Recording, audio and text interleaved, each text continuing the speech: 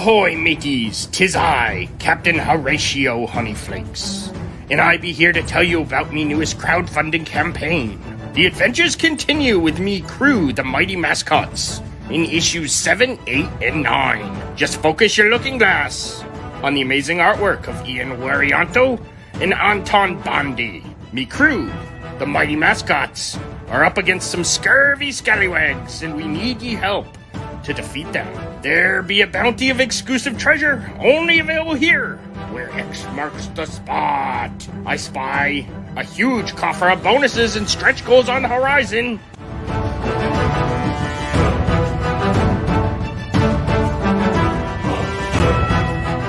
Then please consider pledging so we can continue these adventures with the weirdest crew I ever had the pleasure of sailing with.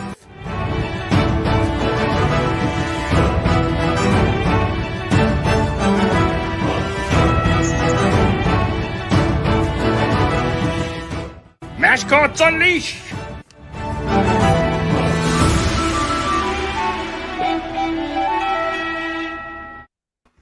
Hey, everybody. Welcome to another episode of Indie Comics Relay. I'm your host, Keith Gleason, creator of the Mighty Mascots. With me, as always, Johnny C., creator of Sartana and Surrounded by Death. I screwed up the names there for a second. No, it's all good, What's man. up, buddy? What's going on? Not much. So, I don't know if the audience knows, but like the next, I don't know, what, month and a half will be weekly for like on the Wednesdays, because we got so many friends of the show that, you know, like this is the time of the year for crowdfunding campaigns. Like everybody's, everybody. Like I think I have the most I'm backing I've ever backed is right now. Like I have dude. at least 20 campaigns that are active currently that I'm backing. Like I'll run down the list later in the speed round like I did last time. Yeah, that'd be great. But like there's a lot going on and a lot that are starting up right now. And dude, and it's not just indie people. I noticed like like kind of like the mainstream people are getting involved too. Like I saw Bad Idea Press has a Kickstarter right now. They have a Kickstarter that is to shut them down. Yeah, did you see that? What craziness? Like, those guys. It's ingenious. It's a clever idea. They have like crazy marketing. Like, did you hear what they did in New York? Did you hear what they did in New York Comic-Con? No, what did they do? So they had which is genius. They created their own what do you call it? When you go to picket, like picket a business, they had their own picket signs made. Yeah, protesters. They had their own protester signs made up, and you had to go and get one at their booth, and then you had to walk around the convention with it and just saying, bad idea and whatever the booth number was, and then you would get like a free exclusive comic from like New York Comic-Con, Whoa. Yeah, so I mean, I guess what proofs the process that you actually walked around the convention with it? There's some. I think you have to take selfies and things like that. Oh, okay. So like, checkpoints you got to go to. Yeah, definitely. That's smart. That's smart marketing, right? Isn't that crazy? Yeah. Those guys, I like them. The problem with them, and you can only get them at certain stores. Oh, right. That's the problem with that company. They put out great stuff, and it's high-end comics. Like a single issue is usually about $7, but it's on this beautiful, like the best paper you could ever put a comic on, and it has like the thick covers, and like the covers have that spot embossment. So it's premium, so you're paying for it, but they get top of the line creators, and they all have B-sides. Every issue has a B-side, which is like a short backup story. That's cool. It's a cool lot of company. Used to do that regularly. Yeah, the books I picked up I've really liked. So I mean, but the only place I found them in is Rubber Chicken Comics. Everywhere else, they either don't carry them or it's they're sold out before I go there. But I do like them. I think they're a cool company. But not only them, but do you know the writer J.M. DeMatteis? Yeah, he was at my Comic-Con a few years ago. He's doing a Kickstarter now. They're doing like oh wow. 4 books in like his own universe. So there's like tons of creators getting in on this now, and I think that's part of the reason it's getting like bigger, and it's like it's tougher because you want to back a bunch of stuff, but it's like you got to prioritize what you get, you know? Yeah, absolutely. It's nuts, you know. So, but yeah, no, it's crazy out there, dude. Yeah. Crazy. Well, so another thing, I have a friend in town from Taiwan. He's a friend from high school, one of my best friends. We went to the mall, and I haven't been in the mall in a long time. And I went into a toy shop, and they had this. So I saw an action figure on the shelf that looked just like G.I. Joe. Okay. I go to pick it up, and I look at it, and it's not G.I. Joe at all, even though it's meant to make you think it is. And I look at the packaging, it was something called Valaverse. Never heard this of it. guy, or this company, or whatever Valaverse is, are doing like a full-pronged attack, like animated stuff, toys, and comics that are actually in stores. They're doing it almost the old school way. Okay. But it's clearly an indie thing because it's not mainstream and it's not backed by a larger company, it seems. It's called what? The Valaverse? Valaverse. Valaverse. All right, well, I'll have to look that up. Yeah, check it out. So they must have signed Sergeant Slaughter because he's a character that's an action figure that you can buy. Oh, okay. So it's real clever. They're doing it like G.I. Joe adjacent. Okay. Yeah. So trying to get that crowd. Yeah, it's real interesting. So it's like comics, animated stuff, and like it's funny just to see. Like I poked around the website a little bit, so it's interesting just to see like the way they're kind of mounting things and doing things, where they're doing it on a very independent level. Gotcha. Yeah, which is very interesting. So I know we got our good friend John Celestri tonight. We'll have to ask him if he worked on G.I. Joe. You know, the guy's worked on everything animation-wise, you know. But before we do that, wanted to just show this real quick reminder that the Mighty Mascots campaign is in demand now. The initial run is over. The 60 days is over, but this will stay in demand for probably until I'm done the 3 issues, and I'm halfway done. Issue 7's almost done, and then 8 is about half drawn at this point. So have you had anybody buy since it went on demand? Can you tell? No, it's been kind of stalled at this, you know, this number since it ended. Gotcha. But you know, I figure I'll just leave it up and then see what happens. Why not? You know? You're still in the process of completing the book, so why not keep it open so people have the opportunity to buy? Exactly. You know, so so it's cool. Like we added the lunchbox and everything. We unlocked a few tiers here, so that's good. So yeah, if you haven't backed it, you know, if you haven't heard sick of me talking about it in this last like 3 months, you know, definitely check it out. You know, well, you're just doing what you got to do when you run a campaign. Let's talk about it. Definitely. The same way we're doing it tonight with our good friend John Celestri coming in. Oh hell yeah! And then we got Dr. Mass join us. He's Hail Indie Comics Relay, just dropping in to say hi. I will watch the replay later. Nice, cool. Give like the symbol there, and then of course we got Ara with us as always. Ara, thank you for joining us again, Ara. And we always appreciate having you, man. Of course, we got my wife with us in the chat.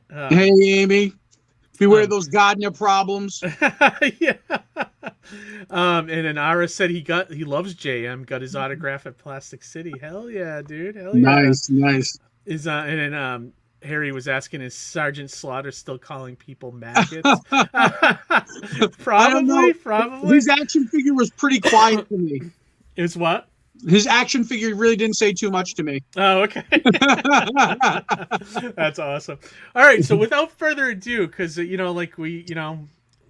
John's a busy guy. We don't want to keep him forever here tonight, you know. We can go on a million tangents. Exactly. So without further ado, let's bring in tonight's guest, Mr. John Celestri. Hey, John, thanks for joining us. Hey, Keith. Hey, Johnny C. How you doing? Good. man. Good It's to been see a you. while. Been a hot minute since the last time we had you on the show. Yeah, it was up there since the first issue, and I'm up to 3 now. I know. That's crazy. Yeah, I definitely want to talk about the comics shortly here. I like it a lot. I don't know if you've read it, Johnny. I read the first issue. Yeah, I missed the second one, and I just backed the campaign on this third. Oh, nice. Did you get number 2? I believe so. I think I have it as an add-on or the tier pack. Oh, nice. I'll have to double check, but I'm pretty sure. I have to still order number 3 myself. I'll probably do it tonight while we're talking and stuff. But we were talking in the before we brought you in about G.I. Joe. Did you ever work on that cartoon? No, I did not. Because I was on Filmation.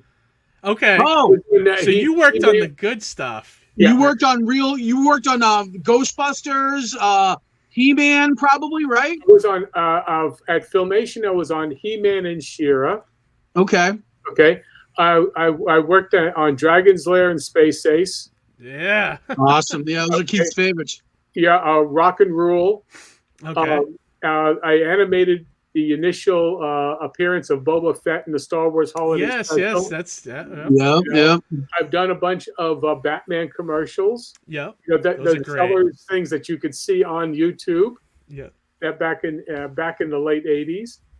So I worked on a whole bunch of things. That's quite interesting. Well, Filmation was, like probably one of my favorite companies growing up as far as animation. Whenever you saw that circle, and like the chime, the circle and the chime, the beginning when it would go, boop, like with the Filmation, But whenever you saw the circle with, what was the guy's name? Norm Prescott, Hal Sutherland, and is it Schreiner? Schreiner? Lauren Schreiner or something like that? No, Lou Schreiber. Lou Schreiber. Yeah, that's what it was. Yeah, Lou Schreiber was a doll. He was great. He was That's what I heard. I've been meaning to buy the Filmation book that they put out, but I haven't gotten it yet. Yeah, he was the best boss I had in animation. Really? That's cool. Because he really, even though he was a producer, he started off as a background painter. And he actually struck with the union. He actually walked the picket line, even though he signed the contracts. He was the last of the studios that had everything in the USA in-house. Oh, really? Wow, that's an interesting fact. Yeah, it seems like always the best bosses come from the trenches, right? Yeah. Yeah. Because they worked that process so they don't forget, they remember, Yeah, and that's the way. But also, he was a Libra. We had the same birthday, October 19th. Oh, I'm a Libra too, actually. That's awesome. He's passed away, but but that was his birthday. Yeah. And they used they used a lot of the rotoscoping, right, with the Filmation stuff, like with Tarzan and some of their other. They did. Yes, they did, but up to a certain point, they did that because, well, first of all, the thing about Filmation is that because they had to make it really, to cut corners because it was so expensive to do, so they would do stock footage and they would reuse the material. So. Like with the He-Man, it was always the same transformation scene. Yeah, for certain sequences which were more realistic because they had that, they would use rotoscope. Yeah, so it looked good on it Filmation because I think a lot of like Hanna-Barbera wasn't really using that, So. No, they weren't doing human. Whenever you work with human characters, design-wise, instinctively how they're going to look, how they're going to move, so you do that. If you do caricatured reality, that takes a lot of effort and time to do that, and they just did not have the time. We would crank out. The footage was expected to do about 60 feet a week, which was 40 seconds a week of animation, and that was still that's pretty hard stuff to do, you know. So you would balance it out by getting some free stuff, which was just really simple stuff, and then moderate stuff, and then hard stuff. So you'd kind of balance it, and that's what you would do back then. Well, I also think back to the different terms of like styles of animation, and like you said, you could see a significant difference between something that was rotoscoped like American Pop versus like something that is like one of the Saturday morning cartoons where the gestures were very exaggerated, Right. the ghost, and it would almost like stiffen up a little bit. It was almost taking the Three Stooges to the next level in terms of pantomiming and body reactions. Oh yeah, and the thing about with animation is that it really depends on how dialogue heavy, reliant you're in. Hanna-Barbera were the ones who really played on creating dialogue using radio scripts, really, which is what Huckleberry. I mean, it's all verbal gags and what. So yeah, you would do. They would do a lot of really fast moving stuff. But there's a difference between planned animation and just limited animation. Those are two different things. If you plan something, you can get the feeling of a fully animated and entertaining sequence. But if it's just limited and everything has got the same value to it, then what happens is that you spread out your talent and your effort over everything. It's kind of like if you've got something that you don't have to hardly do anything with, that's one thing. You may have reuse, and you hardly have to do anything with that. But if you have to really work hard at it, then you could pour your energies into it because you know that it was balanced out by the time that you didn't have to spend on the simpler material. So that is kind of a thing of where when I was at the Patty Freeling, and I was working on Baggage Hands and the Nitwits and Mr. Magoo. This was earlier. This was in 1977 versus being at Filmation in 1984. We would do we would do maybe about 45 to 50 feet a week, and that's the equivalent of 30 seconds to 32 seconds. Wow! Oh my god! We would do that, but you know what? It was simpler because they planned it all out. They were all the old Warner Brothers cartoon animators and directors, and so therefore that's what they would make sure that everybody was able to hit their. You weren't being squeezed, because this doesn't do any good to you, Yeah. So, well, I think that also translated because, I mean, if you think back to, I personally think back to the pinnacle of the 80s, a lot of the cartoons that I grew up on, and how masterful they looked by that point. So, I mean, I think back to, watching in syndication when I was much younger, like the old Fantastic Four cartoon, which looked like, Jack Kirby artwork with just a moving mouth. When you get all the way up to He-Man and things like that, where things were way more detailed and designed and articulated and intricate. Yeah. Well, we had Animaniacs. Well, there's a lot of stuff that would go on. A lot of those, when Filmation shut down, everybody exploded. It went over to Disney. Went over to and they had Filmation crew knew how to do production. The animators knew how to hit, footage goals. And so when they came in, when Disney started to ramp up again, they had all of these people who had 10 years of experience in being able to hit deadlines, whereas Disney's never really had that kind of stress to it. Gotcha. They hadn't done any shows yet. They didn't do TV. When you have to hit certain goals, you have to be able to make it. And so they were used to being able to say, okay, I got to do this and I'll do that. Okay, so on and so on. So there is a certain kind of muscle that you develop when you are hitting, when you have to hit deadlines.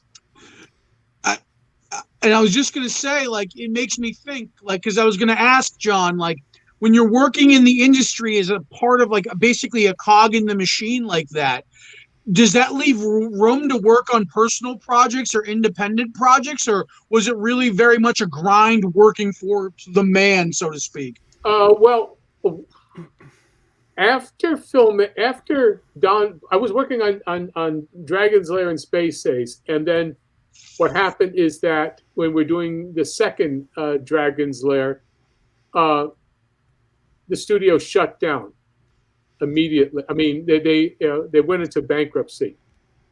Yeah, because that game didn't come out till the second one didn't come out for and a while. so after, it didn't right? come out, and so that was in '84. And so what happened is that there I am. It's like after being. I mean, we literally only had that day. We were handed pink slips, and that was it. Oh my god, Oh, it's rough. Yeah. Well, you have to think they want to keep you employed. They don't want to give you the inclination that you're going to be losing your job and it was going jump to ship somewhere. So and that was that. And so, I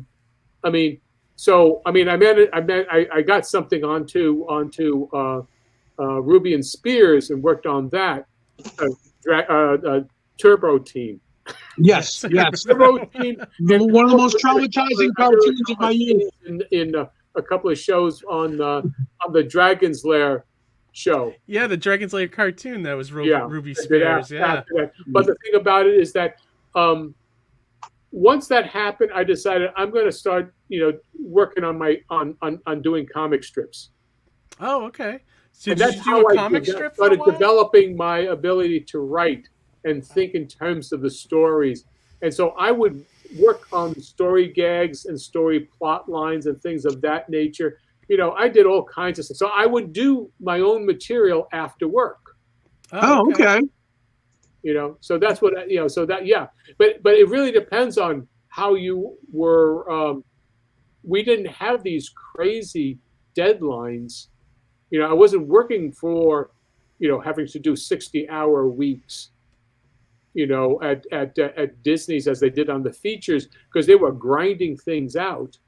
Right. And that's what I imagine is that when your schedule is so intensive like that, it leaves little room to be able to work on personal projects or it is because indie, you get carpal tunnel, and also, when almost is mandatory to do like, double time and then golden time.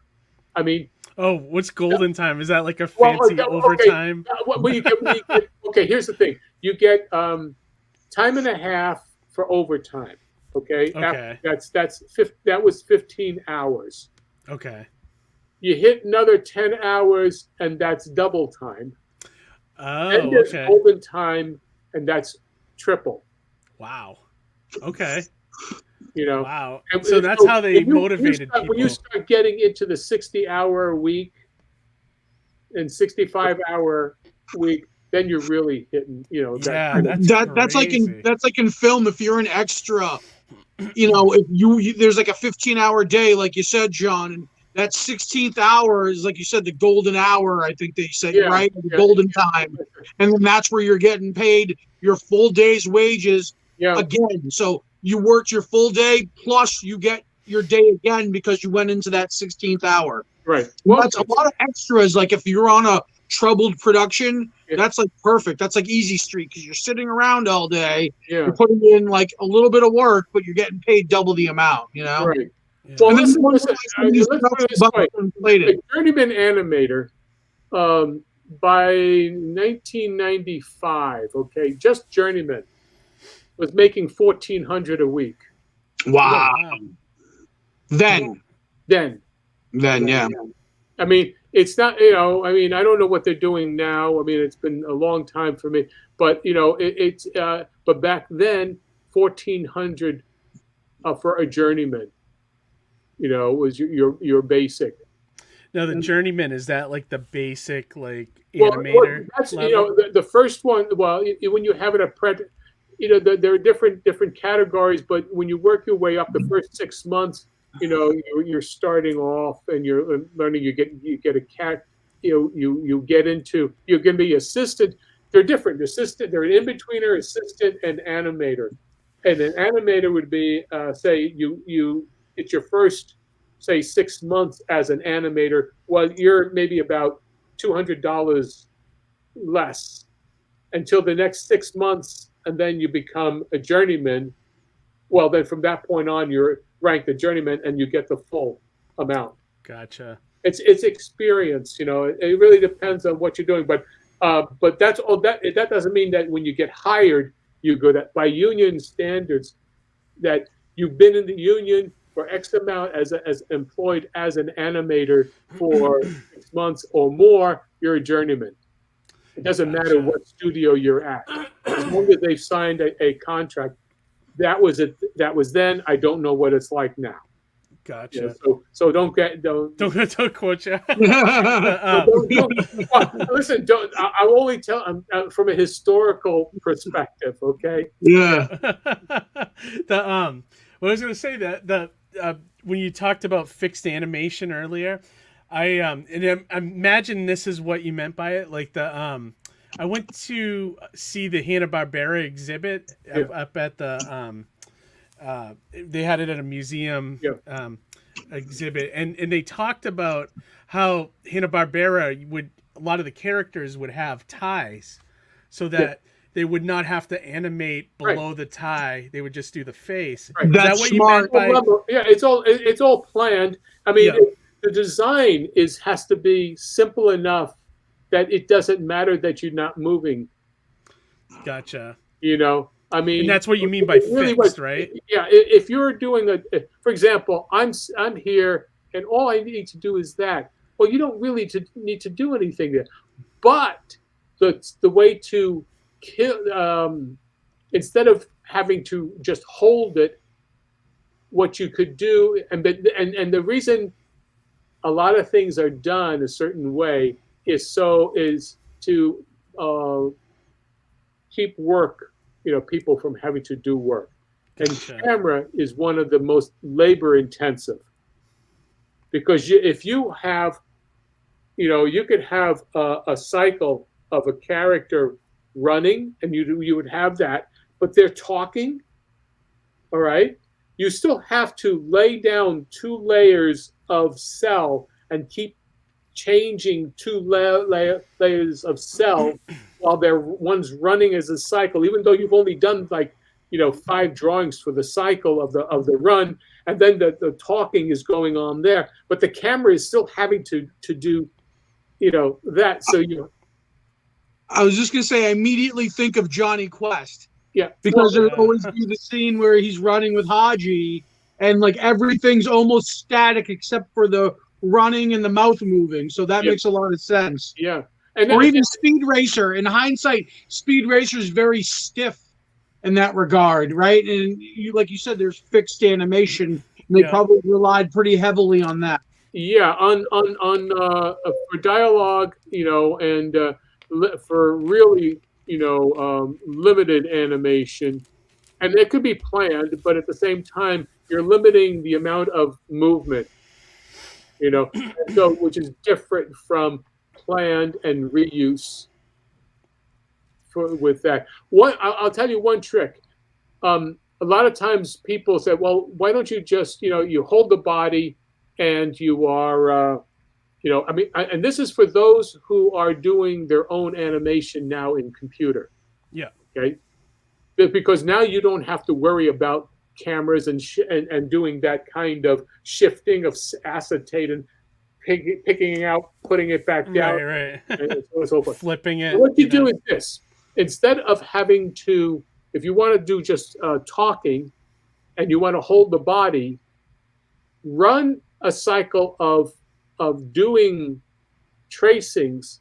And this is what I'm saying, is that you have one body, just to hold the body, and then you retrace it 2 times, and then run that as a cycle. Okay. And what happens is you have a little flicker, and that gives the feeling of movement. Oh, okay. While you're still talking and doing what have you with that. It's just a little, all you need is just a little bit of flicker. Subtle. Yeah, subtle very movement. Subtle thing. But if you have a small screen, you're not going to see it. But this is for, once again, you can have a large screen, like a 19-inch screen, okay? You're going to start seeing that, And on a big screen, like a motion picture screen for features, you would see that on a 40-foot by 30-foot, screen. You'll see that little flicker, but it'll feel like he's breathing. Right, yeah. Yeah, that's a nice trick, and I think I've seen that before. It's as much about animation as it is tricking the eye, I guess, right? Well, what it is, it's once again, it's planning something. Just because you draw, a feature quality doesn't mean that you have to do every drawing. You don't have to have one drawing for every frame of film or video, whatever. Today, still 24 frames a second is plenty. Okay, you don't have to do 30. You don't have to do 60. That's crazy. Yeah. Do 20 if you're anybody who's doing animation for yourself on computers and what have you. Do 24 frames, but instead of just doing one frame per drawing, what you do is you could do a variation of one frame and 2 frames, depending upon how much of a pop you need and how fluid something has to be. Sure. There's a lot that you can do with it, but it's planned. So sure. Well, I see that a lot in comics as well, as where you look at 2 adjacent panels or panels that are on the same page where they just kind of borrowed the artwork a little bit and made a few tweaks versus redraw the character all over again, Well, you know what?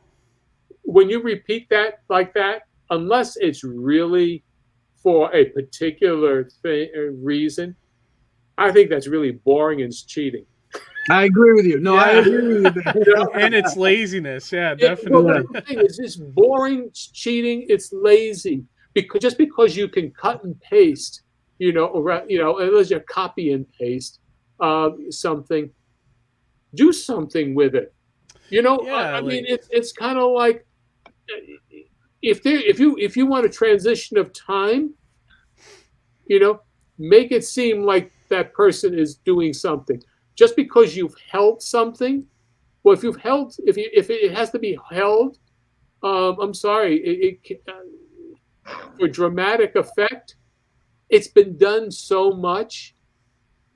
I think it's really boring. I agree with you there for sure.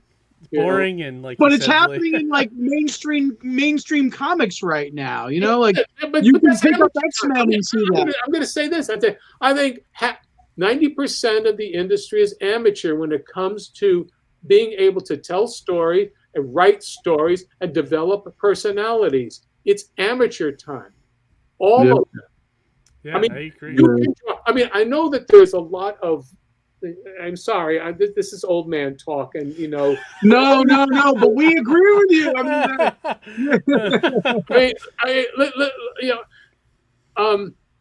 Get off my lawn.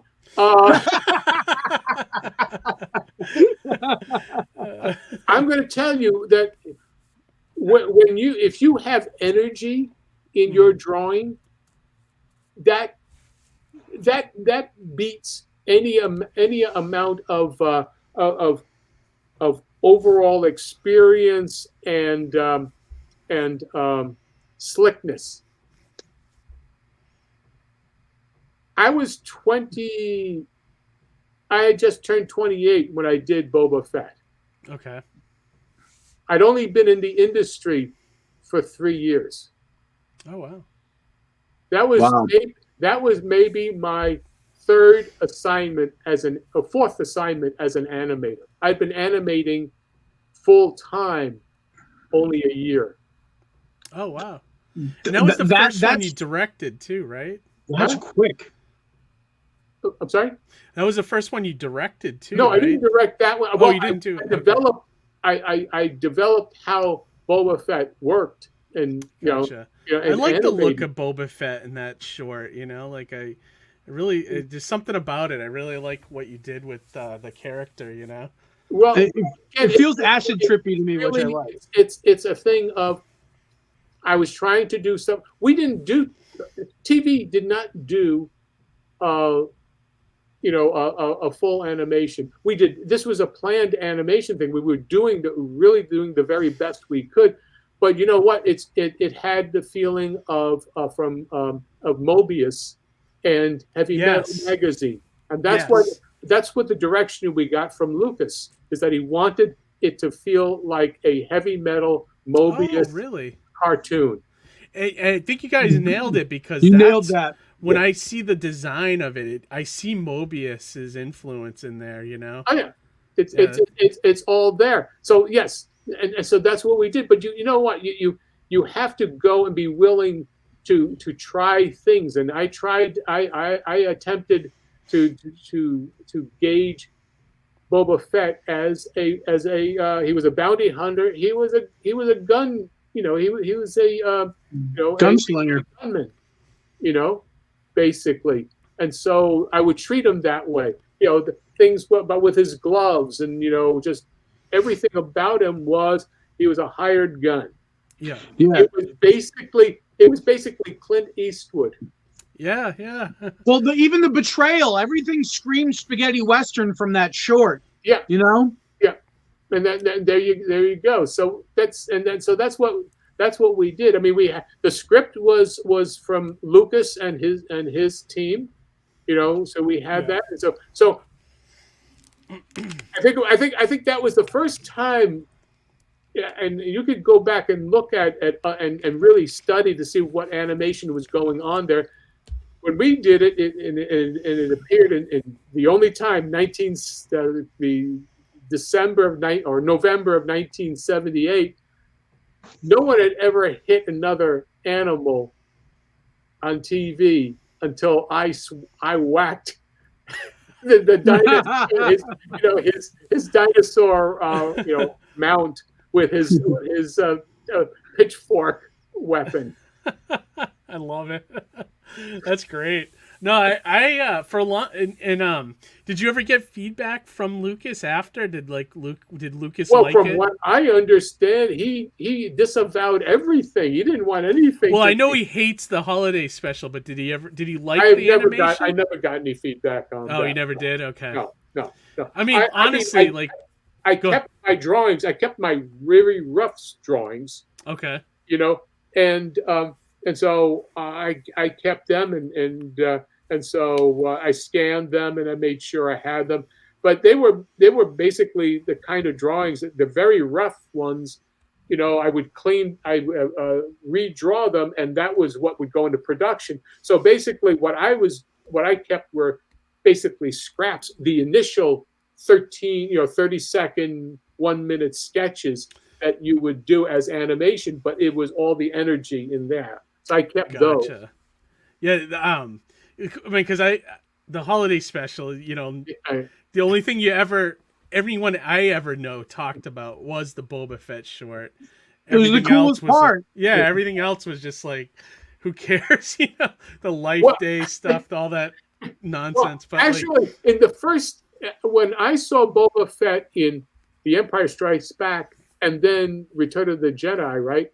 No, it was no.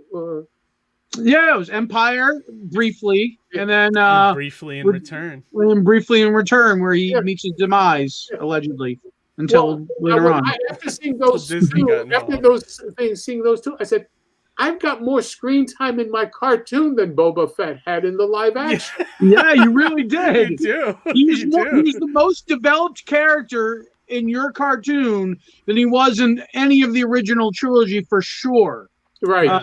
Because he actually interacted. He spoke. He betrayed Luke in the game. Right. He wasn't just sitting there and says, okay, shall I freeze dry him or what? What are you gonna do? And so that's yeah. Okay. No, that's great. Do you miss being in the animation world, or do you ever miss it, or is it like?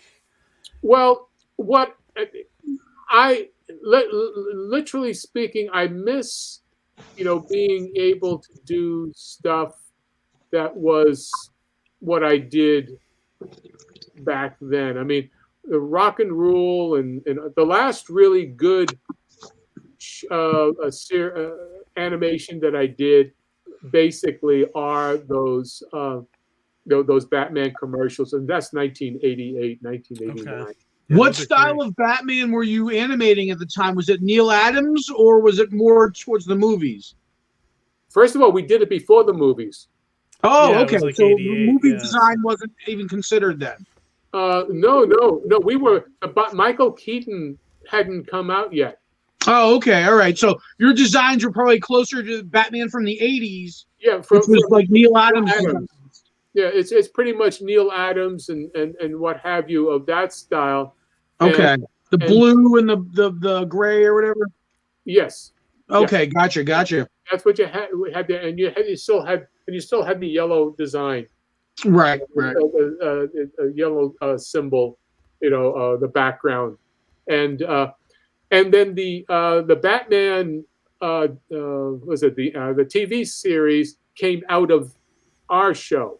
It was based on what we did. The Batman animated series? Yes, that came. Oh, I didn't know that. Yeah, because they saw the commercial and decided, well, we can do that. If you look at the Batman commercials I've are seen it, released yeah. in 88 and 89. Yeah. And the show came in the 90s, right? The precursor. 91, 92. Oh, Yep. wow. Okay. Yep. Yeah, so that comes out of our series. Oh, wow. Very I cool. didn't know that. Very That's cool. really That was a cool. precursor to the animated series, basically. Did you ever have any contact with Paul Dini and who was the other guy, the Bruce Timm? Those guys that worked on? Bruce, I worked with briefly at Bluth's on Dragon's Lair and Space Ace. Oh, he worked on those too? I didn't know that. Yeah. Cool. Oh, wow. Yeah. We were. It was there, and so but no. What happened? My understanding is that the studio that did the commercials they were approached to develop the material for that, and then they did some stuff back and forth. So that was all part of that development, and then I guess Bruce Timm also was part.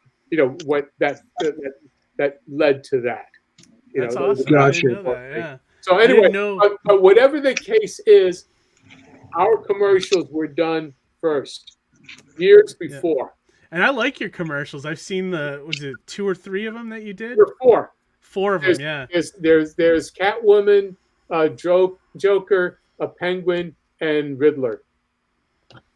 Oh, wow. That's awesome. I don't know if I saw the Riddler one. I'll have to take a look. Yeah, they're there. They're on YouTube. Yeah, I'll check it out. The thing I liked about them a lot is, and I don't know if this is a tribute to you, but the Batman is very fluid, his exaggerations or what's that? I did all that animation. You did, yeah. I mean, I love that about it. Really when you talk about animation that has like a life to it,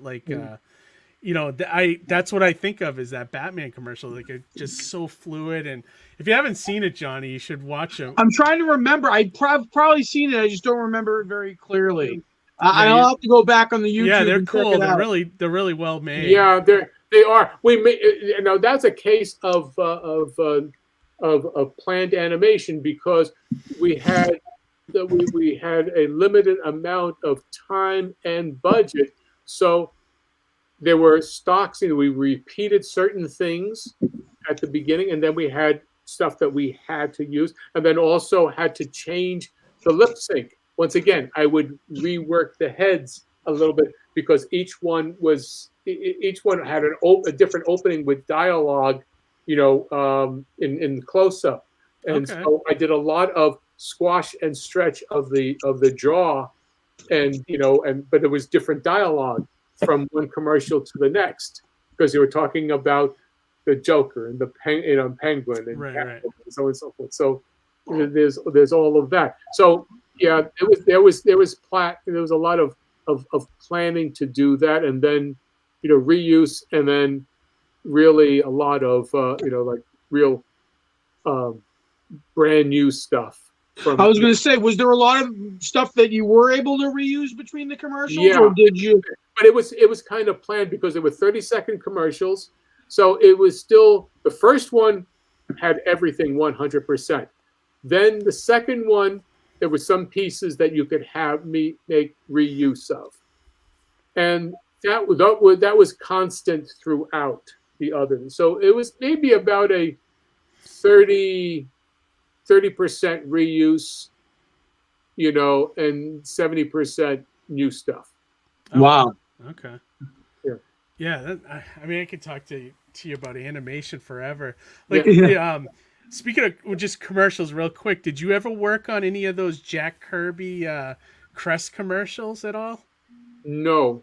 Okay. No. Yeah, those are great too. I didn't even know those. Jack Kirby did a Crest commercial. Oh, That's dude! crazy. If you ever go on YouTube and look up Crest, and amazing, like he drew the gravity creeps, and it looks just like the Thing right off of Fantastic Four. Oh wow! It's I'll have to awesome. check it out. Yeah, check them out. There's like, I don't know, there's like 15 of those, and they're amazing.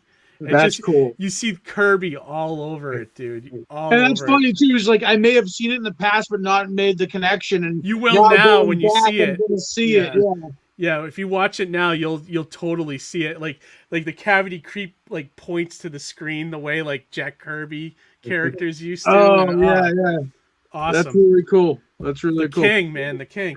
But really, so we should talk to you, John, about what led you to independent comics and being an independent creator and creating Bloodwing Chronicles. Well, the reason is that I was doing, let's see. Well, originally, Bloodwing Angel was I wrote it as a novella. Okay. In so 2000. you were doing like a you were gonna be like a novelist at some point, or well at some years ago, back in the early in the mid 90s, I wrote 2000s and early in the mid 1990s. I co-authored with my wife 5 crime fiction novels that we self-published. There was no Amazon at that time. We actually printed the books out and had them distributed in bookstores. Oh wow! So did you just how did that work? Did you just call the distributor and say, "Hey, I got this book"? Well, no. I originally I had a small distributor that was picking up some stuff I was doing, and that got as a client, it was distributing our material, and it got bought up by Ingram. Oh wow! Okay. And so what happened is that we got grandfathered into it. Oh wow, that's cool. And so therefore, what happened is that we got legit. Up and we were in Barnes and Noble, we were Books A Million. We were everywhere. We were in. We also then got picked up in Baker and Taylor. We got picked up by all the bookstores. Oh wow, and all the distributors. And this was you and your wife that did this together? Yeah. Oh, wow. In a cellar full of books. Nice. So we did trade paperbacks, and then we also did one hardcover book. But we did crime fiction. So we did that, and then in mystery, as mysteries got more and more popular, what happened was that the saturation. Ingram started to say we can't have all you small publishers in there. So if we didn't publish 10 books a year, they wouldn't do anything. Gotcha. So you had to meet a quota or something. That old routine. We've heard that before. So I stopped doing that. So that many years ago we were doing that, and then I didn't think about doing anything until anyway. So I had stopped doing it, and I wrote Bloodwing Angel in 2013, as it was the the lowest point for me. I'd gone through a lot of bad time, and so what I did was I took that as I used basically let's say I poured all my frustrations into this character novella, in which I had. So I did it with as Michael, an innocent angel, and is a pawn in a cosmic chess game between the gods of light and darkness. And I felt I was being used. I said, I've done all the stuff. I said, I've done everything I was supposed to do. I was doing it right, but I'm getting screwed. Right. And so this is an angel.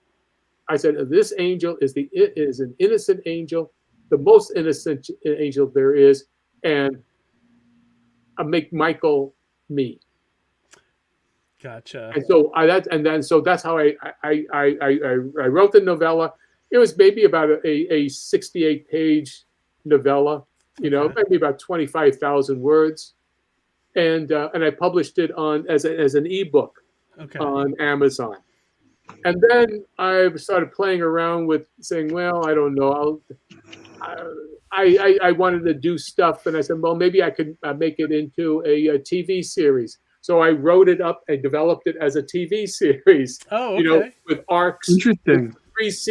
For 3 seasons with maybe about 13 episodes in a season or something like that. And I developed that. Did you did you get anywhere with that? Like, no. Did you? Oh, no, okay.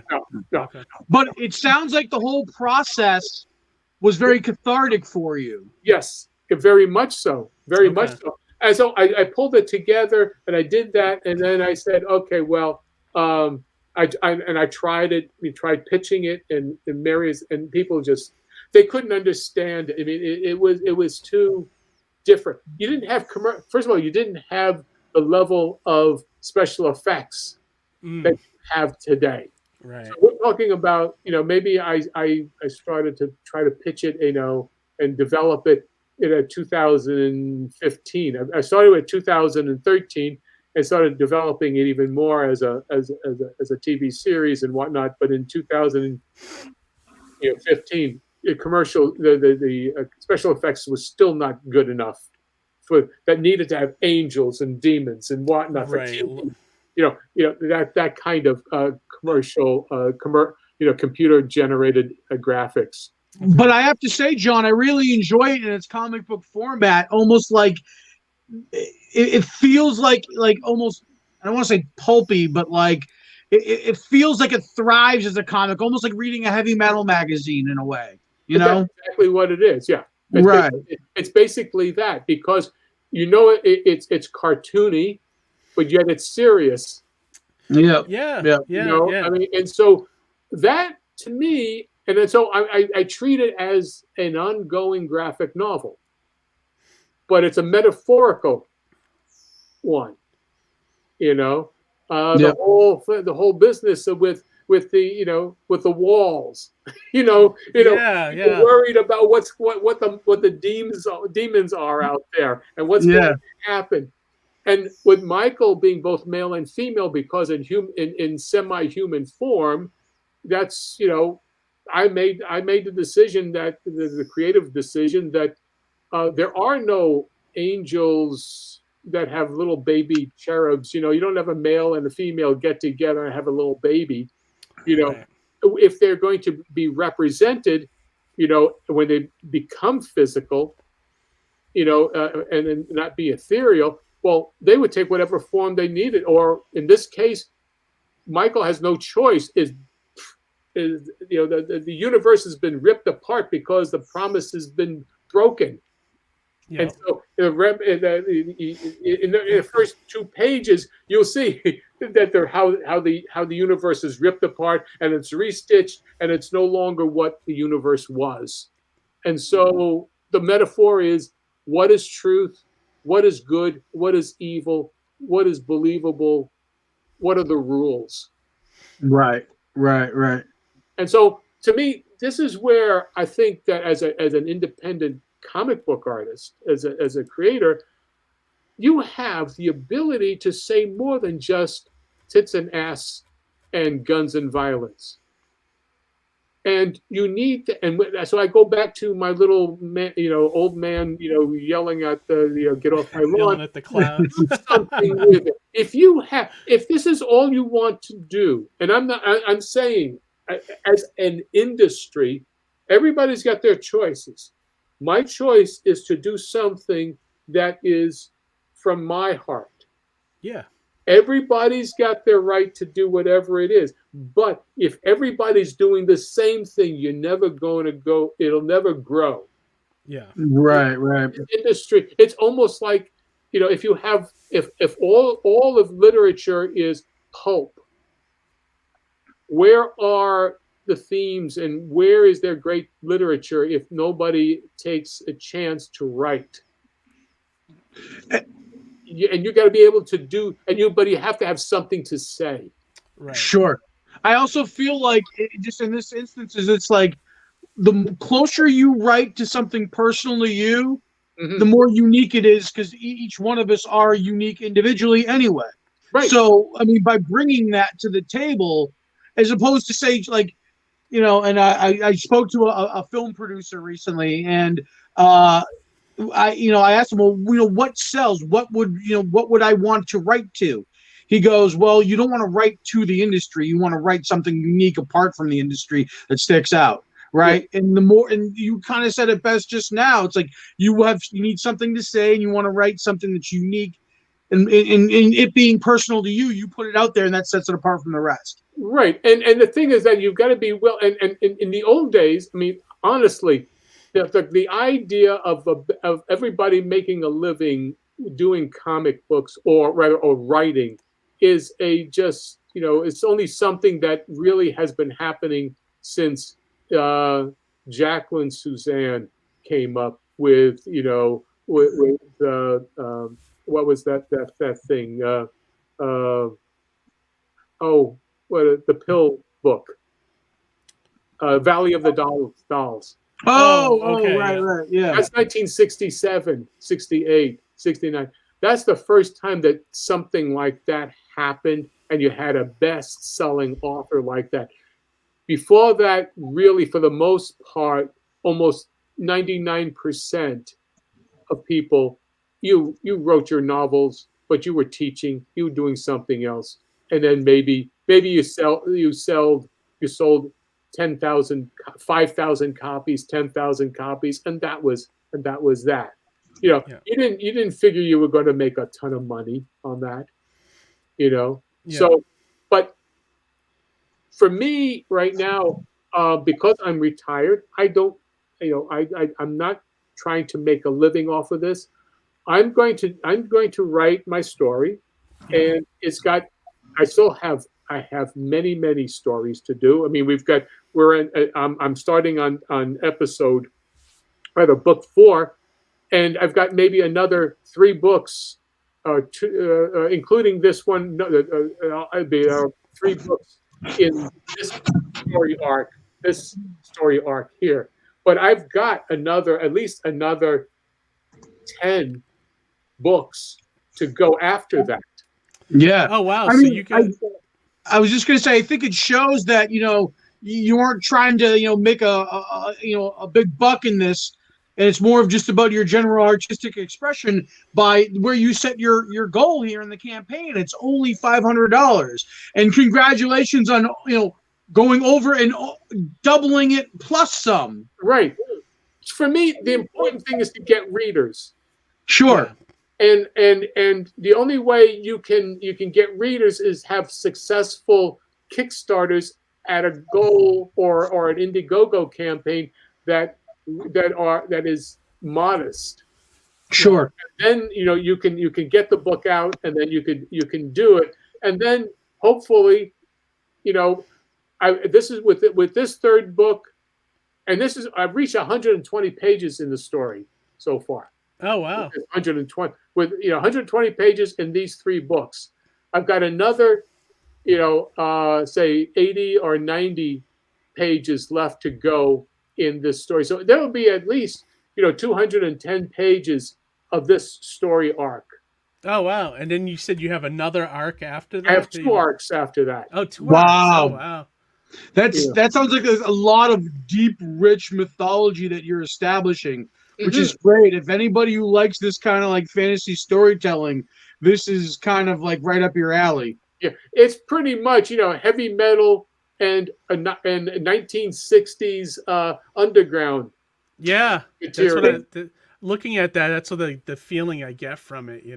Very trippy, which I love. I also love that it's kind of like you said, it's cartoony, so that it makes it feel fun. But you're also gotten these like deep, like issues that you're discussing and immature themes that you're kind of balancing with, which I think is really cool that you're doing that. You're kind of keeping you're melding these things together. Right.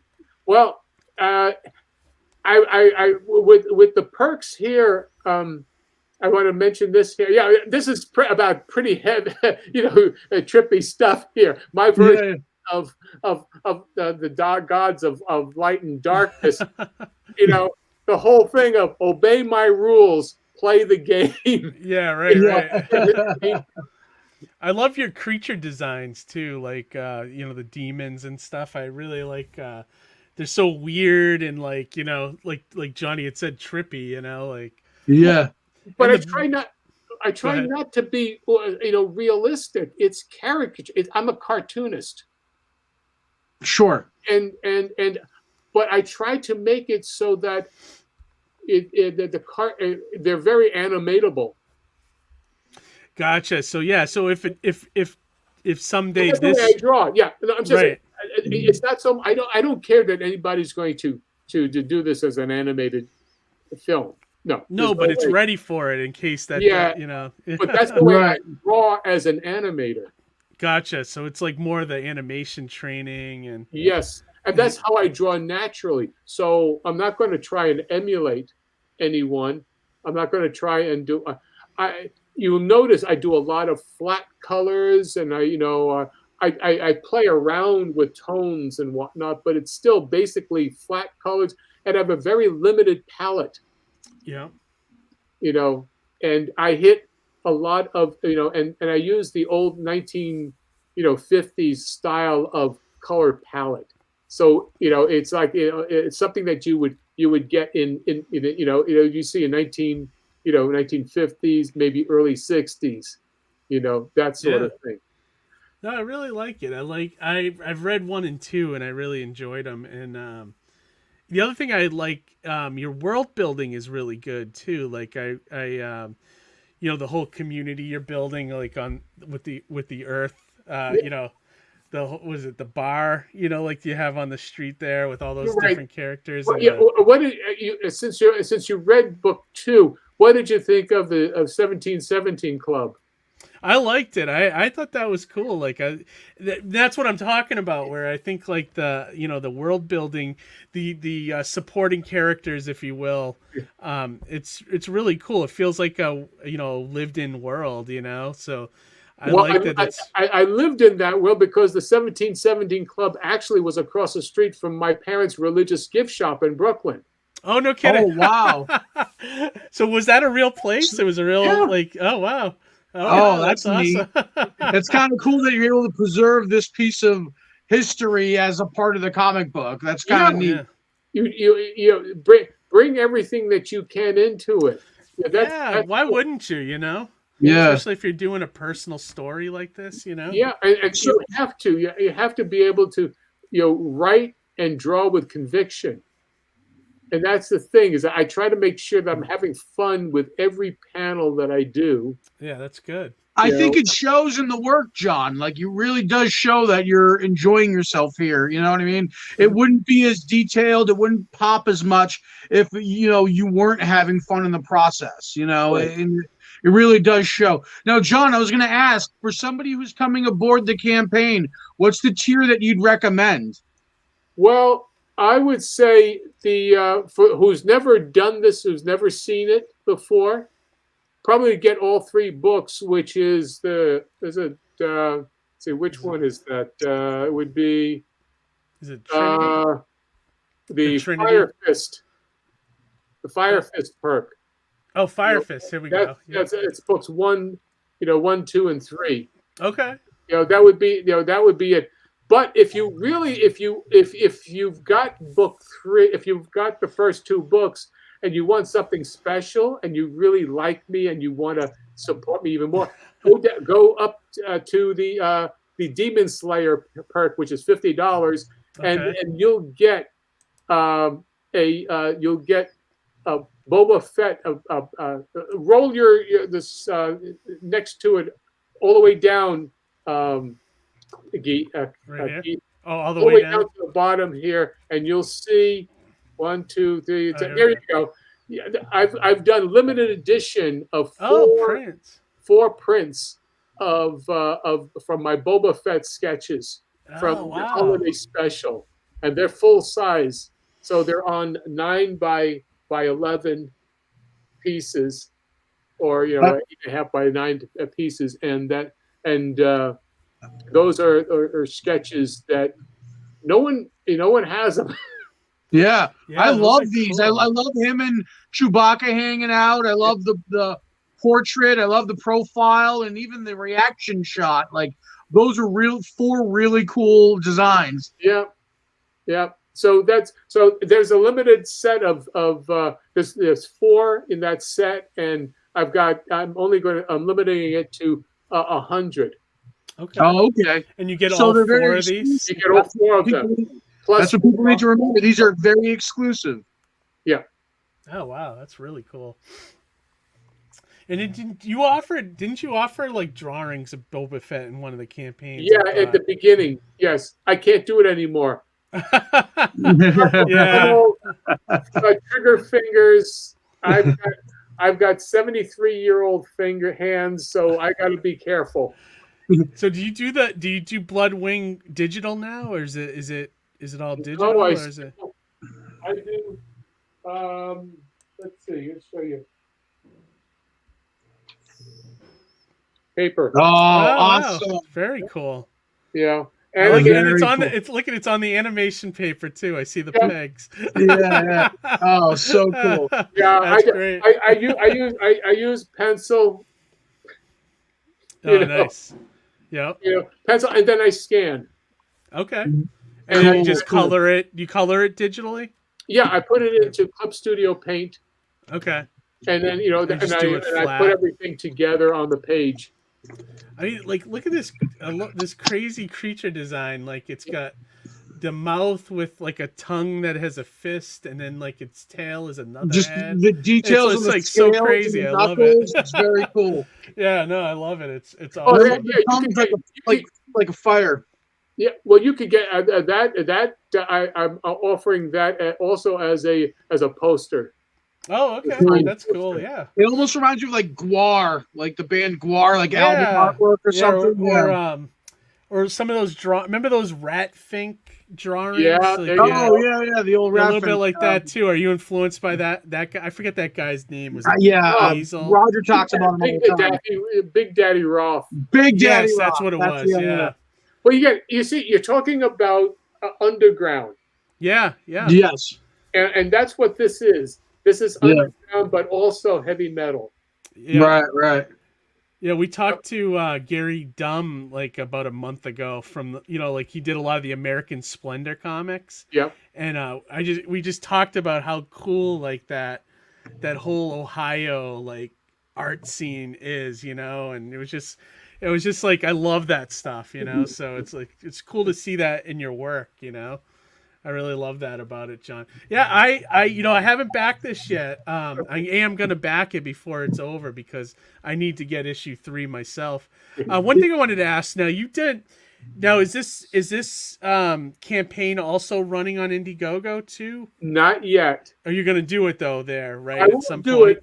I mean, and the only reason I'm doing it, I will do it on Indiegogo, is because people prefer Kickstarter. Right, you have different audiences. Yeah, and I will do it on. As soon as I'm done here, I will go and do it. On the next one. I don't know whether I should wait until the next year and do it, or because I don't really know. There's so many campaigns going on here. Right now, yeah. It's crazy right now. Well, maybe what I'll do is I'll wait until January and do it. Yeah, and put it out when everything's kind of died down. Yeah, it might be a bad idea. And I can open up and say, okay, here's my January thing. Everybody's gone crazy and blah blah blah, and do that for that. Yeah, no, that's not a bad idea. Yeah, because there's a lot going on right now. There's so many campaigns, and I don't know why is everybody doing the same thing at the same time. That I don't know. It just feels like, I don't know. It feels like all these projects came together in like Q3 of 2023. Yeah, it really did. Doesn't it? I've got a long list of things I'm backing currently, and when you went live, John, I tried to do a big tweet, kind of all encompassing all the campaigns I was backing, and I don't know if you noticed on that tweet, Kickstarter actually commented and liked it. Oh. I hope that brought a few extra eyes to you, John. I don't know. I have no way of knowing. Yeah. It's kind of tough. Yeah, you can't follow the analytics very well sometimes on Kickstarter, but well, there's a lot of campaigns. But I feel like being part of that stream, hopefully you catch a few more eyes here and there. Yeah. Well, any kind of talk and any kind of help is great, because that's talk it up, word of mouth is really the only way these things work. Yeah, definitely. I mean, no amount of advertising is going to really do it unless you are Jack Kirby come back from the dead. Right.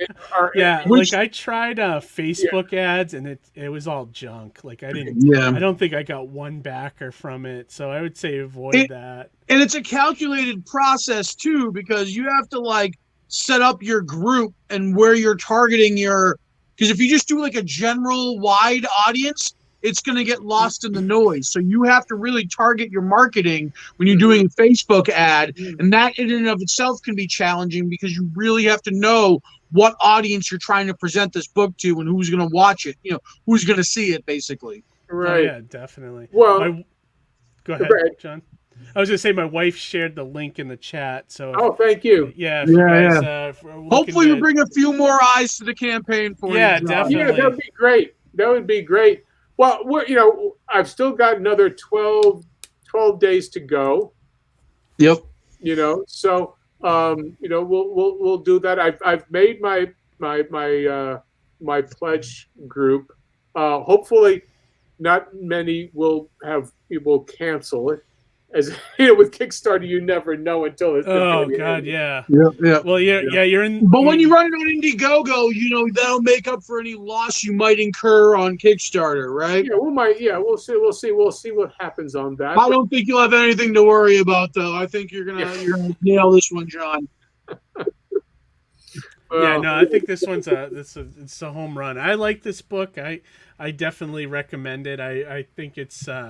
You could tell John's putting his heart and soul into it, and it's a great story. So yeah, I recommend this for everybody out there. Keith, I think anybody can enjoy it. What's that? Keith, I'll give you a particular just because you've read the first two books, and Johnny, you'll know that this book here is 28 pages, and what I've done is I've brought together all the threads. Cool. So now you start seeing Michael with the people from the neighborhood. Little by little, you start seeing them that they're being connected. Gotcha. Okay, yeah. So you're bringing the story threads together. Michael is no longer just walking around in the back, outside of the wall. Now is inside the wall, and we start seeing the connection little by little. Okay. I'm looking forward to when three ships out. I'll probably sit down and read 1 and 2 again with it. Yeah. And just You should. Yes. Yeah. See how it all connects. That'll be great. Yeah. Plus, I like to get it fresh in my head. I read so much stuff that after a couple months it starts to fade. So I just want Yeah, totally. Yeah. Well, you know what I try to do with the artwork, with each page, is to make it look that even if you're not reading, you're looking, and you're in. You go back and you can look at a page again and enjoy looking at it. Yeah, no, Right, yeah, right. definitely.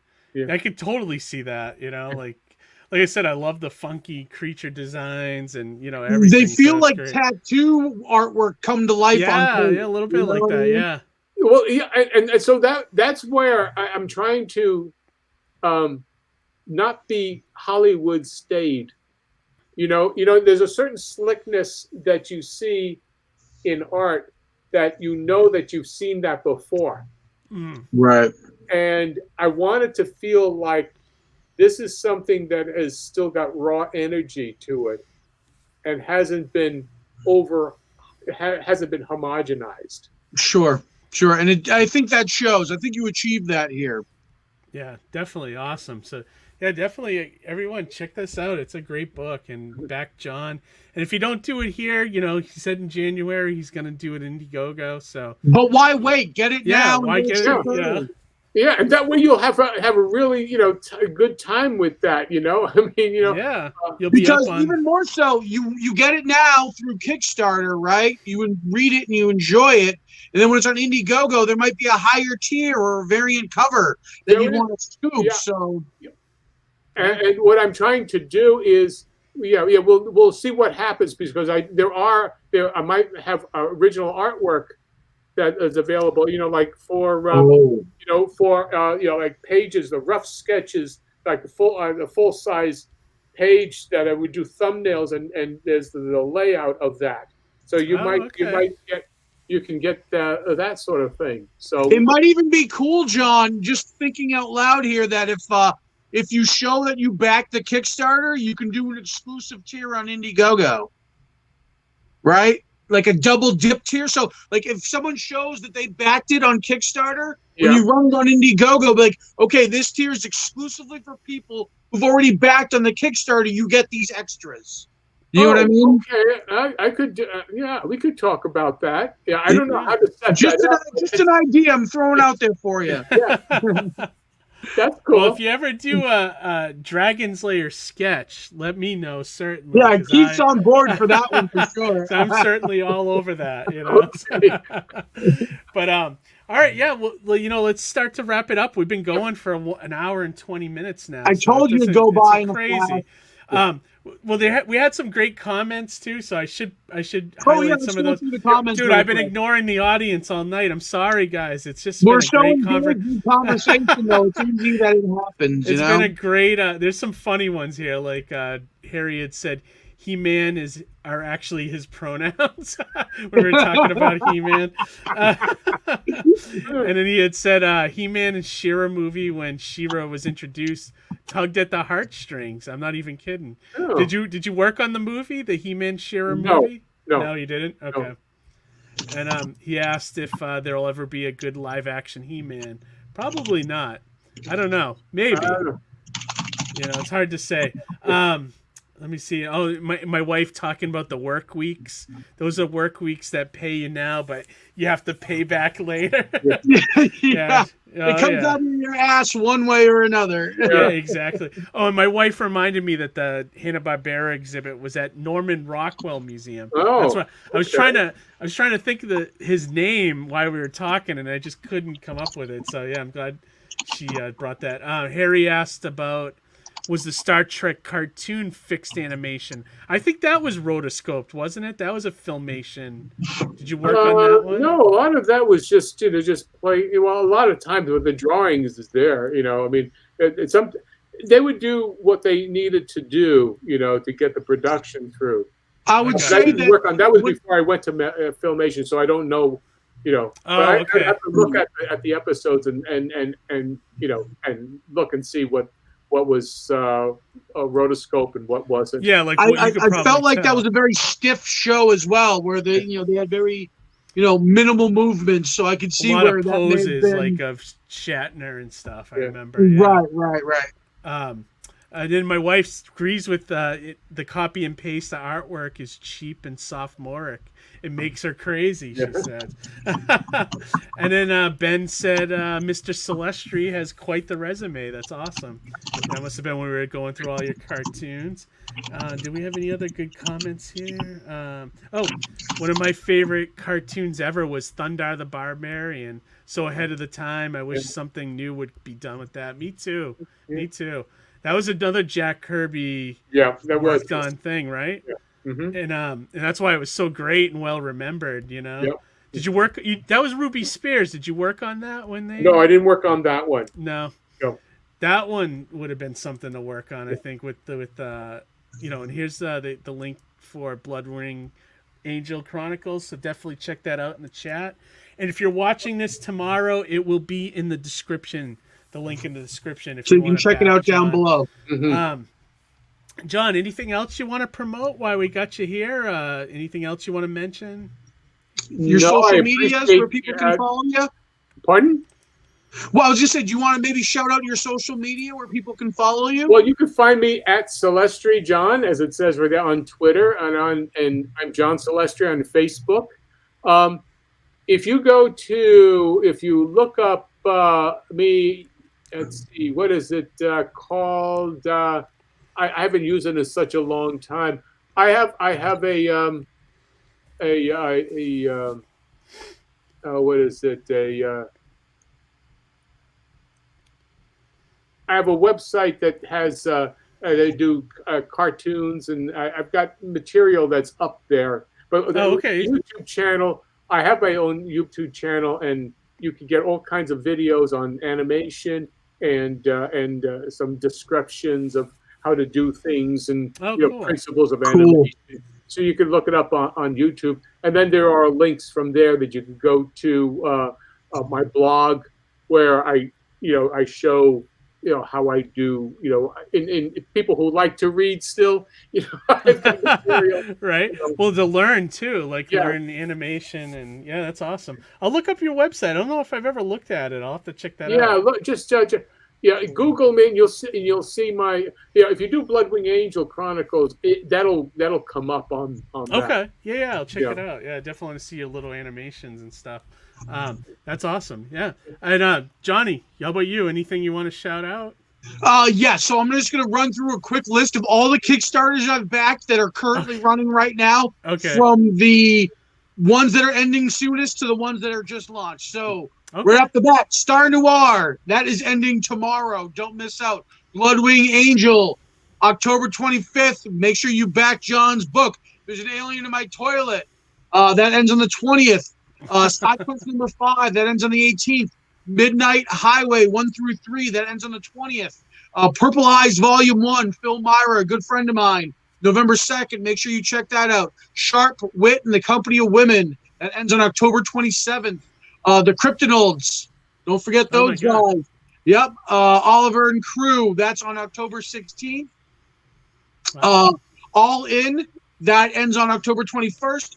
Path of the Pale Rider, issue 2, that ends on October 30th. One True Love by Mario Candelaria, launched today, that ends on November 6th. And our good friend Dan Price launched Bigfoot Knows Karate tonight. Oh, okay. So they're actually, I think they're doing their stream right now. Oh, awesome. I don't know if I'm going to be able to join, but big shout out to those guys there. They funded in like an hour. Oh, I believe it. Yeah. They're killing their campaign right now. Awesome. But big shout out to those guys. But most importantly, John, thank you for taking the time to come on the show, to share your knowledge, to share your wisdom. We really appreciate having you on. Yeah, definitely. Appreciate it, guys. Yeah, anytime, John. And I just want to say the same thing that Johnny just said. We love having you on. Love the campaign. Love the book. So I definitely am a big fan. So I can't wait to get the next one. When are you gonna fulfill the campaign? Like, when is the book coming out? I start January, because I've got a couple months. I've got the everything is finished, but now that we're into this year, like by the time I get finished this year on the 25th, I get the stuff. I get the the files to the printer, and start getting into the holiday season. So yeah, you gotta build definitely. some time in for shipping and whatnot and development. But January 1st, January is when I start fulfilling. So that All month, right, perfect. Yeah, which can't is wait. pretty as fast as you can Yeah. without it being already there. Yeah, right. No, that's great. Yeah, so I look forward to like an after Christmas gift. Yes. That's great. That's awesome. All right, yeah. So, my wife said, "Good to see you, John." So she's good to see you. Yeah. Thank you guys, everybody, for watching. Of course, we always love having you here. Check out Mighty Mascots if you haven't got a chance. If you don't have enough to back, check out Mighty Mascots. And then for a while, we'll be weekly for at least like the next month or so, because we have a lot of good friends that want to come on and promote their campaigns and just come on the show and stuff. So it's gonna be cool for the next month and a half. You'll have us weekly, which is really awesome. So all right, I am gonna end this stream. We've been going for a while here, almost 90 minutes, and yeah, we got to get to bed, So, Yeah. All right. So everybody, have a great week, and we'll talk to you later. And read some comics. All right. Good night, everybody. Good night.